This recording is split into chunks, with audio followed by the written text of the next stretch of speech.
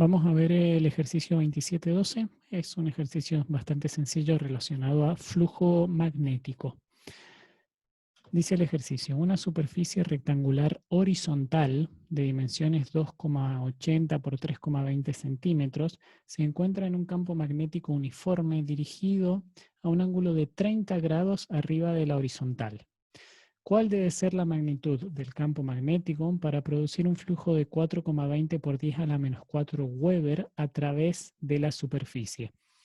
Veamos acá a la izquierda que está presentada esta situación. ¿Sí? Tenemos esta superficie rectangular horizontal que tiene lados, como dice ahí el enunciado, de 2,8 centímetros por 3,2 centímetros.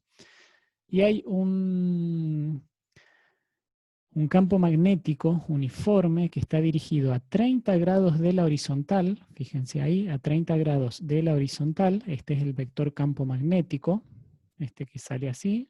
Acá, a ver, lo voy a marcar con rojo, que quede ahí arriba. Ahí está, ese es el vector campo magnético, que está a 30 grados de la horizontal. Y tenemos que averiguar cuál es la magnitud de ese campo magnético para producir un flujo de, como dice acá el enunciado, 4,20 por 10 a la menos 4 Weber. La unidad de flujo magnético es el Weber. Recordemos que el concepto de flujo tiene que ver con líneas de campo que están atravesando una superficie, porque también vimos el concepto de flujo eléctrico en su momento y eran líneas de campo eléctrico que atravesaban una superficie. Acá el concepto es el mismo, pero es un flujo magnético, es decir, líneas de campo magnético que atraviesan una superficie.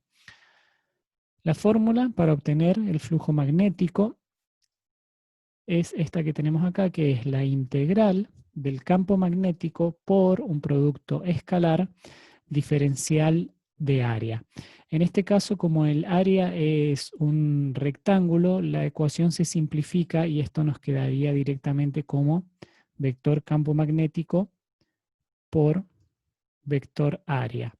Que el vector área, de la misma forma que como vimos cuando hablábamos de flujo eléctrico, es un vector que tiene la magnitud del área, en este caso el área del rectángulo, y tiene dirección perpendicular o normal a el área, ¿sí? O a la superficie. Acá aparece este vector área, ¿sí?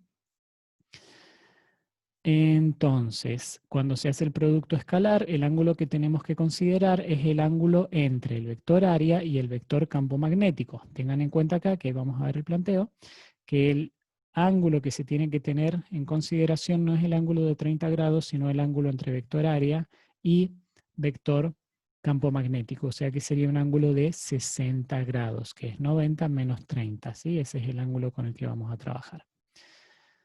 Bien, veamos qué puse acá. Dice, conociendo el área de la superficie y el flujo magnético a través de este, se desea encontrar el campo magnético para producir ese flujo.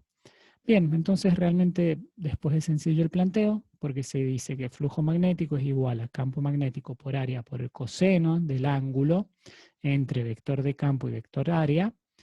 Y lo que queremos averiguar es el campo magnético, o sea que hay que despejar. Campo magnético es igual a flujo magnético sobre área por coseno del ángulo. Se reemplazan los valores y llegamos al resultado que es de 0,938 Tesla. Ese sería el campo magnético para producir ese flujo que se nos da en este ejercicio.